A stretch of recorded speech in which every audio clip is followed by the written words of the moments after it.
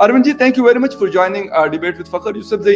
Direct शुरू करेंगे। कोविड-19 की वैक्सीनेशन हो रही है और बड़े लार्ज स्केल पे हिंदुस्तान को ऑर्डर्स भी मिले हैं और उन्होंने नेबर फर्स्ट की एक पॉलिसी उन्होंने शुरू की है, लेकिन पाकिस्तान को उसमें बिल्कुल उसका नाम भी नहीं, कोई फी भी नहीं बोला कि अफगानिस्तान को भी देंगे, हमारे बांग्लादेश को भी देंगे, सबको देंगे, लेकिन पाकिस्तान का नाम नहीं। और पाकिस्तानियों ने भी, जो हमारी हुकूमत है, वो भी खामोशी इख्तियार की और चुप करके बैठे हो। तो सबसे पहले तो ये वैक्सीनेशन मैं कहता हूं कि एक बहुत बड़ा जिसे कहते हैं इनिशिएटिव है हिंदुस्तान की तरफ से, कि वो चीज खुद प्रोड्यूस कर रहा है। आप किस नजर से देखते हैं उसको, और उसके साथ फिर जो दूसरे कंट्रीज को आप लोग यानी हिंदुस्तान एक्सपोर्ट कर रहा है? जी, बहुत बहुत शुक्रिया आपका। बड़ा ही इंतहाई इम्पोर्टेंट सवाल आपने पूछा है, और आपने ये कहा है कि जो नेबरिंग कंट्रीज़ हैं उन्हें तो हिंदुस्तान सप्लाई कर रहा है, तमाम ममालिक जो भी हैं, लेकिन पाकिस्तान को नहीं दे रहा।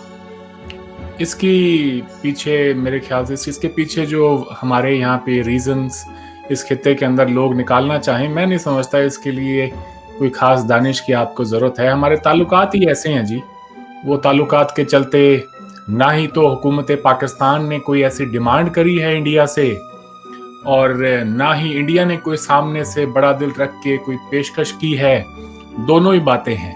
आज से कुछ वक्त पहले, अगर आपको याद हो, इंडिया का जो चंद्रयान जो मिशन था वो कामयाब ना हो सका लास्ट स्टेजेस में जाके, और हमारा जो लैंडर था वो काम नहीं किया उसने, और वो मिशन एक तरह से फेल हो गया। तो पाकिस्तानी हुकूमत की तरफ से जो सिटिंग मिनिस्टर्स हैं, उनके उस वक्त के जो बयानात हैं, ख़ास तौर से फवाद चौधरी साहब के, क्योंकि वो साइंस एंड टेक्नोलॉजी के मिनिस्टर हैं, तो उन्होंने कहा था कि जो काम नहीं आना, जो काम इंसान को नहीं आता वो नहीं करना चाहिए। और बड़ा उन्होंने मजाक उड़ाया था इंडिया का, जिस पर पाकिस्तान के ही एक बड़े senior scientist professor Ataur Rahman साहब का बयान आया था, और उन्होंने कहा था कि नहीं, मैं नहीं समझता कि इंडिया के जो मिशन फेल हुआ है, इनफैक्ट वो वहां तक गए हैं, वो तो लास्ट स्टेज में जो उनका लैंडर काम नहीं किया है, सो आज नहीं तो अगली बार वो चले जाएंगे। हमें उससे बहुत कुछ सीखना चाहिए, और हमें ये देखना चाहिए कि पाकिस्तान में हम साइंस को किस तरह से प्रमोट करें, साइंटिफिक टेम्परामेंट को किस तरह से प्रमोट करें, इस किस्म की बात थी। तो खैर, वहां पर जो एक आजकल एक ट्रेंड बन गया है, कोई भी इशू हो तो लोग ट्विटर पे झगड़ पड़ते हैं। तो इंडिया और पाकिस्तान के आजकल ताल्लुकात ऐसे हैं कि हर रोज हम पॉइंट स्कोरिंग करते हैं। कोई भी मसला हो, कुछ भी हो जाए, एक दूसरे को नीचा दिखाने के लिए हम कोई कमी नहीं छोड़ते। तो ये तो जी एक जीता जागता आज का हमारा जो है, इस खित्ते की जो हमारी हालात है, और उसके साथ साथ बड़े अफसोस की बात है वैसे देखा जाए तो, कि पाकिस्तान को नहीं मिल रही है। मैं तो कहता हूँ हिंदुस्तान को देनी चाहिए, आगे से पेशकश करनी चाहिए चल के, कि जी अगर वहां पे भी लोग बसते हैं, शायद इससे एक मैसेज जाएगा पाकिस्तानी अवाम को कि इंडिया ऐसा है नहीं जैसा कि हमें हमारे मीडिया के अंदर या मुताले पाकिस्तान किताबों में, निसाब में पढ़ाया जाता है। तो मैं समझता हूँ कि इंडिया को एक बड़ा जेस्चर रख के आगे पेशकश करनी चाहिए थी, और पाकिस्तान को ये सोचना चाहिए कि जब इस दुनिया के अंदर एक रेस लगी हुई है वैक्सीन बनाने को लेकर, उसमें हिंदुस्तान जैसा मुल्क जो कि हमारा नेबरिंग कंट्री है वो इन्वॉल्व है, तो हम क्यों नहीं है? पाकिस्तान ने तो कोशिश भी नहीं की वैक्सीन बनाने की। वैक्सीन बनाना तो छोड़ें, उन्होंने ऑर्डर देने की भी कोशिश नहीं की, ये भी आपको पता होगा। तो मैं समझता हूँ कि गवर्नमेंट के पार्ट पे एक बहुत बड़ी नेग्लिजेंस है। उन्हें इस बात का ख्याल नहीं आया कि हमारे यहाँ 20-22 करोड़ अवाम बसते हैं, हर कोई वैक्सीन की तैयारी कर रहा है, जिनके पास नहीं है वो दूसरे मुल्कों से मांग रहे हैं। हमें भी कुछ ना कुछ इस मामले में करना चाहिए। वो तो प्रेस कॉन्फ्रेंस हुई, उसके बाद में पता चला कि पाकिस्तानी हुकूमत इस मामले में सीरियस ही नहीं थी, जबकि आज नंबर 1 प्रायोरिटी आपकी यही होनी चाहिए कि आपको अपने लोगों की जानें बचानी है, और उसके लिए वैक्सीन जल्दी से जल्दी इंपोर्ट की जाए। तो ये बहुत एक, मैं समझता हूँ, एक लंबा एक टॉपिक है जिस पे हम पूरे वसी पैमाने पे बात कर सकते हैं। बिल्कुल। पाकिस्तान वैक्सीन क्यों नहीं बना पाया? मेरी नजर में असल सवाल ये है, जब पाकिस्तान इंडिया के मुकाबले में न्यूक्लियर टेस्ट कर सकता है एक हफ्ते के अंदर, इंडिया करता है और उसके बाद पाकिस्तान भी कर सकता है, तो जब हम जंग लड़ने में पीछे नहीं हटते हैं, तो ये जो जंग है इल्म की जंग, इसमें हम फिर पीछे क्यों रह जाते हैं?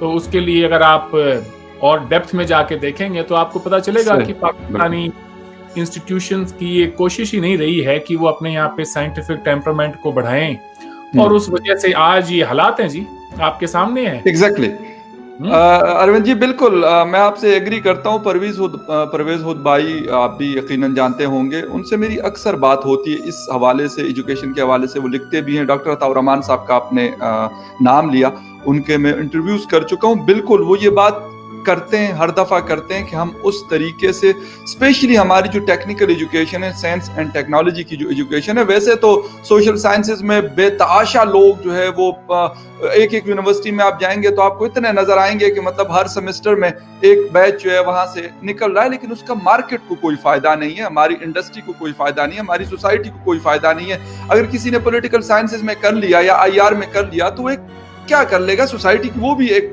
जिसे कहते हैं सर्व करते हैं, लेकिन एक साइंटिस्ट जो सर्व कर सकता है, जिस तरह आप लोगों के साइंसदानों ने चंद्रयान मिशन को लेके भेजा, और यकीन करें मैंने उस वक्त भी फवाद चौधरी साहब ने जब अपनी एक ट्वीट लगाई थी तो मैंने उस पर लिखा था, मैंने कहा एटलीस्ट उन्होंने ट्राई तो किया। हम तो ट्राई भी नहीं करते, हम सिर्फ ये करते हैं कि हम मतलब उनको बुरा भला के। मैंने कहा इसका मतलब है कि हम किसी जगह पे कड़े नहीं हैं, इसलिए हम ये हरकत कर रहे हैं। वरना हम ये कहते हैं कि यार इंडिया ने इतना बड़ी कोशिश कर दी, वो मिशन फेल हो गया, नो इशू, दूसरी दफा सक्सेसफुल हो जाएगा, तीसरी दफा सक्सेसफुल हो जाएगा, लेकिन at least they are trying for that. हम तो कोशिश ही नहीं कर रहे इस चीज के लिए।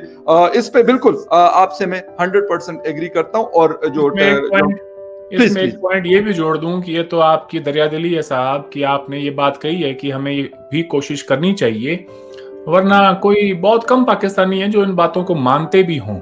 आपने परवेज हुद भाई का जिक्र किया तो मैं एक वाकया बताना चाहूंगा जो मेरी उनसे बातचीत हुई थी एक प्रोग्राम में आज से तकरीबन 2-3 साल पहले। तो ये बात उन दिनों की है जब जनरल जिया का दौर था और पाकिस्तान में निसाब के अंदर तब्दीली करने के लिए जमात इस्लामी को कहा गया। तो उन्होंने जो काम किया वो मैं समझता हूँ कि उसने साइंस की जो मौत है उस मुल्क में उसी दिन हो गई थी जब उन्होंने ये कहा कि हाइड्रोजन प्लस ऑक्सीजन मिलके पानी बनाता है, ठीक है? तो H2O का जो फॉर्मूला है वो यही है, हाइड्रोजन प्लस ऑक्सीजन, ठीक है? तो उन्होंने ये कहा कि नहीं, इसके अंदर आप ये भी तब्दीली करें कि hydrogen plus oxygen plus will of Allah makes water. तो वो विल ऑफ अल्लाह उन्होंने उसमें जोड़ दिया। अब अगर मैं समझता हूं कि अब इस तरह से अगर आप साइंस पढ़ाएंगे बच्चों को तो फिर कैसे चलेगा साहब? बहुत जबरदस्त अरविंद जी, मेरे दिल की बात कर ली कि हर चीज में अगर हम रिलीजन को घसीट के लेके आएंगे। मैं यही बात करता हूँ यार कि जो जिस रिलीजन को फॉलो करता है उसको फॉलो करने दे, लेकिन जो दुनिया है, जो टेक्नोलॉजी है, उसका उससे शायद कोई ताल्लुक नहीं है। वो आपका दिमाग है कि आप कितने उसमें एक्सपर्ट हैं और कितनी आपके अंदर स्किल्स हैं कि आप उसको लेके जाते हैं और कितने आप नॉलेजेबल हैं कि आप उसको आगे लेके जाते हैं। उसी दौर से आपने जनरल जिया का नाम लिया अरविंद जी, उसी दौर से हमारी तबाही शुरू हुई थी जिस वक्त भुट्टो साहब को फांसी दी गई और उसके बाद 11 साल उसने हुकूमत की और फिर वो सिलसिला अभी तक मैं कहता हूं कि चल रहा और उसके असरात खत्म नहीं हुए। अभी 2021 में भी हमें नजर आते हैं कि अगर कोई पंजाब यूनिवर्सिटी में कोई ऐसी बात होती है, कोई जिसे कहते हैं कल्चरल इवेंट होता है, तो उसी जमीयत के लोग खड़े होकर स्टूडेंट कहते हैं कि ये फहाशी है, दिस इज वल्गैरिटी और हम इसको करने नहीं देंगे। ये हर साल ये चीजें चल रही होती हैं। अफसोस पंजाब यूनिवर्सिटी जमात इस्लामी का गढ़ है जी, वहां पे इस किस्म के वाकयात पेश आते रहते हैं। वो स्टूडेंट को क्लास से निकाल के मारना शुरू कर देते हैं। इस तरह you know it, you live in that country, आप वहां रहते हैं वैसे, और मैं वर्चुअली पाकिस्तान में रहता हूँ तो मैं भी वाकिफ हूँ। नहीं, बिल्कुल एग्जैक्टली, और होना भी चाहिए कि ये अफसोस के साथ ये चीजें हो रही होती है जिसकी वजह से हम मतलब जिसे कहते हैं ना, अपनी तालीम को तो अच्छा नहीं कर सके, अपनी एजुकेशन को हमने बहुत नीचे कर दिया, स्टैंडर्ड उसका बहुत ही ज्यादा नीचे है। और अगर ये हम दावा करते हैं कि यार इंडिया का, तो मैं अक्सर लोगों को कहता हूँ कि इंडिया का अगर मुकाबला आपने करना है ना तो शायद एटम बम से ना करें, आप नॉलेज से करें। उनकी जिस तरीके से इस वक्त एक मतलब IT की एक्सपोर्ट्स इतनी ज्यादा है, यकीन करें मैंने अभी तकरीबन 2 हफ्ते पहले उस पर एक आर्टिकल पढ़ा था कि 195 बिलियन US$ की एक्सपोर्ट तक लेके गई। ये इतनी बड़ी इंडस्ट्री है इस वक्त IT की, इंडिया की। तो हम उससे लर्न नहीं करते। अरविंद जी, अफसोस हम ये करते हैं कि यार दुश्मन देश है, उससे क्या हमने सीखना है यार, हमने तो उनको नीचा दिखाना है जिस तरीके से भी हो। तो ये, और फिर कभी रिलीजन कार्ड हम खेलेंगे, कभी कौन से कार्ड हम खेलेंगे, और सोसाइटी को हम तबाह करते हैं। अरविंद जी, आपके इस प्लेटफॉर्म से मैं एक अपील भी करना चाहता हूँ। हुकूमत हिंदुस्तान को बात चली है तो जहन में बहुत सारी बातें आती हैं जी। मुझे याद है कि हमारी हुकूमत पाकिस्तान के उन लोगों को प्रायोरिटी में वीज़ा देती थी जिनके हेल्थ इश्यूज थे और जिनका इलाज पाकिस्तान में मुमकिन नहीं था। लोग अपने हेल्थ के जो भी उनके मेजर ऑपरेशंस होते हैं उनके लिए वो इंडिया आया करते थे, ख़ास तौर से दिल्ली में, और वहाँ से वो ठीक होकर पाकिस्तान वापस जाया करते थे। तो मेरी ये गुजारिश है हमारी अपनी हुकूमत हिंदुस्तान से कि वो कम से कम उन लोगों को वीज़ाज़ दोबारा देने शुरू करें जिनके लिए आज पाकिस्तान में कोई भी इलाज वहाँ पर मैसर नहीं है और जो डेस्परेटली वेट कर रहे हैं, इंतज़ार कर रहे हैं कि उन्हें कोई हेल्प मिले। एक तरफ चीन है जहाँ पे ज़बान का मसला है, अगर आदमी जाए भी तो वहाँ डॉक्टर को क्या बताएगा कि जी मेरे साथ ये प्रॉब्लम है। दूसरी तरफ अफगानिस्तान है, फिर ईरान है। ईरान में भी इलाज ठीक है, पाकिस्तान से तो बेहतर है, मगर वहाँ पे भी ज़बान का मसला आ जाता है, यहाँ फारसी नहीं आती है लोगों को। तो हिंदुस्तान एक ऐसी डेस्टिनेशन है जहाँ पर पाकिस्तान के लोग पिछले 70 सालों से अपने इलाज के लिए आ रहे थे। तो मैं समझता हूँ जी उनको फिर से फैसिलिटेट करना चाहिए, ये एक अच्छा जेस्चर होगा और उन लोगों को आज सख्त ज़रूरत है। अरविंद जी, आपने ये वाली जो बात की, कल आपके ही टीवी चैनल, इंडिया के टीवी चैनल पे मैंने यही बात की थी कल उनके एक मॉर्निंग शो में, कि बहुत ज़्यादा लोग मेरे अपने जानने वाले लीवर के इलाज के लिए, मतलब प्रायोरिटी 90% उनका हिंदुस्तान था और इस वक्त भी है। लेकिन वीज़ास की इशू की वजह से आपने अफगानिस्तान का नाम लिया, चाइना का नाम लिया और आपने ईरान का नाम लिया, तो मेरा नहीं ख्याल कि उनके पास इतनी अच्छी टेक्नोलॉजी होगी जितनी कि शायद हिंदुस्तान के पास इलाज के हवाले से मुयस्सर है। चाइना के पास तो क्यों नहीं है जी, बिल्कुल है, मगर वहाँ पे लैंग्वेज का मसला बहुत बड़ा है जी। वहाँ आदमी सारी हमारे बहुत सारे पश्तून वहां पे बिजनेस करते हैं, तो जब शुरू में लोग जाते कहते यार हमें खाने पीने का इतना बड़ा इशू होता है, हमें जो चीज चाहिए होती है वो हमें मिल नहीं रही होती। लेकिन हिंदुस्तान में ऐसा नहीं है। हिंदुस्तान में भी वही खाया जाता है जो पाकिस्तान में तकरीबन ऑलमोस्ट वही चीजें खाई जाती है, वही दाल चावल सब्जियां ये वो, तो ये सारी चीजें अवेलेबल है। अरविंद जी, ये तो चीज चल रही है और पता नहीं कब तक चलती रहेगी। हमारे बाप दादा ने गुजार ली और अब मैं और आप गुजार रहे, पता नहीं हमारी शायद नेक्स्ट जनरेशन भी इसी तरीके से ये गुजारे या इसमें कोई बेहतरी आए।